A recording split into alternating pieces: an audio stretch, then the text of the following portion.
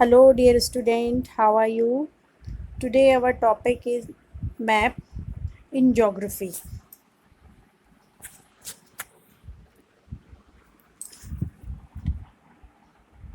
We have learned in the previous chapter about the advantage of a globe. However, globe has limitation as well.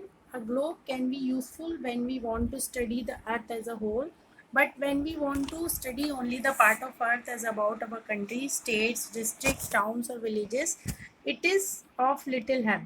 In such situation, we use map. आपने जो previous class में globe की study की होगी तो आपने देखा होगा कि ग्लोब हमारे लिए उपयोगी तो होता है, हम उसमें सब चीज़ें देख पाते हैं, बट कहीं कहीं कुछ ऐसी लिमिटेशन होती है जो कि ग्लोब में हम पूरा जिसकी ग्लोब में हम उसकी पूरी जानकारी नहीं पा पाते. So, map is a representation or a drawing of the earth's surface according to the scale, but it is impossible to flatten a round shape completely. We find that maps are useful to us for various purposes. One map shows a small area and a few facts. Another map may contain as many facts as a big book. When many maps are put together, we get an atlas book. Atlas are of different sizes, measurement drawn on different scales. Maps provide more information than the globe. They are of different types. Means map के माध्यम से, जो मानचित्र के माध्यम से जब हम ग्लोब में अपने देश के और राज्यों के जिलों, शहरों, गांवों के बारे में अध्ययन करना चाहते हैं, तब हम उस ग्लोब में उन सब का अध्ययन नहीं कर पाते. तो उस समय जो हमारे पास जो मानचित्र मैप होता है वो हमारे लिए बहुत उपयोगी होता है. तब हम मैप्स का उपयोग करते हैं और मैप एक पृथ्वी की सतह या उसके पूरा उसका खींचा हुआ चित्र होता है, एक पृथ्वी का खींचा हुआ चित्र होता है और उसमें हमें अपनी ज़रूरतों के हिसाब से छोटे क्षेत्र, बड़े क्षेत्र या कुछ अगर फैक्ट्स हमको ढूंढने होते हैं तो हम उस मैप में जाकर ढूंढ सकते हैं, उसकी लोकेशन देख सकते हैं. और ये जब सारे मैप्स एक बुक में इकट्ठे होते हैं तो वो एटलस कहलाती है. एटलस में बहुत सारे मैप्स होते हैं, जो कि मैप्स का कलेक्शन होता है, वो एटलस बुक कहलाती है. तो ये मैप कौन कौन से होते हैं और उनका डिवीज़न क्या होता है वो हम देखेंगे. तो there are 3 types of maps. First is physical map, second is political map और third is thematic map. Physical map: first, maps showing natural features of the earth such as mountains, plateaus, plains, oceans, rivers, etc. are called physical or relief map. अब आप जो ये picture में physical map देख रहे हैं, ये हमें mountain, plateau, plains, oceans, river अगर फाइंड आउट करने होते हैं तो हम फिजिकल मैप के थ्रू फाइंड आउट कर सकते हैं. Second is political map.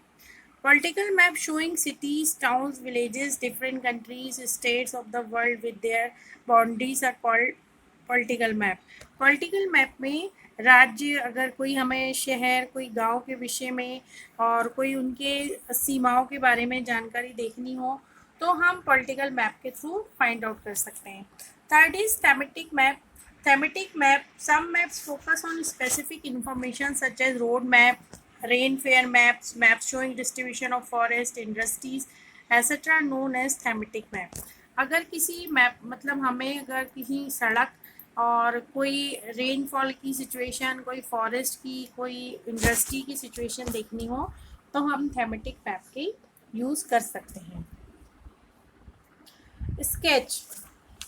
A sketch is a drawing mainly based on memory, spot observation, and not to scale. Sometimes a rough drawing is required of an area to tell where a particular place is located with respect to other places. Suppose you want to go to your friend's house, but you don't know the way. Your friend will make a rough drawing to show the way to his and her house. Such a rough drawing is drawn without the scale. It is called a sketch map. Sketch map means कोई नक्शा, कोई ऐसा खाका बनाना जिसमें कि हमें कहीं observation या कोई जैसे कहीं लोकेशन अगर हमें पता नहीं हो और हमें उसको मेमोरी में रखनी हो तो हम एक रफ पेज में एक ड्रॉ कर लेते हैं कि हमें कहाँ से कैसे जहाँ पहुँचना है उस जगह पर. इसमें एग्जांपल दे रखा है कि सपोज़ अगर आपको फ्रेंड के घर जाना है और आपको रोड पता नहीं है तो आप उससे पूछकर एक पेज पर एक ड्रॉ कर सकते हैं कि आपको राइट साइड से जाना है, लेफ़्ट साइड से जाना है और कैसे कैसे वहाँ तक पहुँचना है। तो ये सब जो हम एक रफ पेज में जो ड्राइंग करते हैं that is called sketch.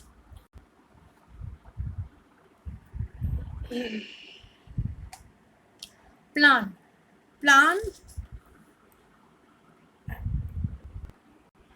Plan. A plan is a drawing of a small area on a large scale. A large scale map gives lots of information, but there are certain things which we may sometimes want to know sometime. For example, the length, breadth of a room, which can't be shown in the map. At that time, we refer drawing drawn to scale is called a plan. Plan means एक योजना बनाना, जो कि हम कहीं कहीं कुछ ऐसी होती हैं चीज़ें जिसको हम मैप में नहीं देख सकते, तो हम उसको एक रफ पेज में एक अपना एक रफ ड्राफ्ट योजना बनाकर डिज़ाइन करके अपनी माइंड में सेट कर सकते हैं। Components of map. There are 3 types of components of map. First is distance, second is direction, and third is symbol. So to be continued in next video.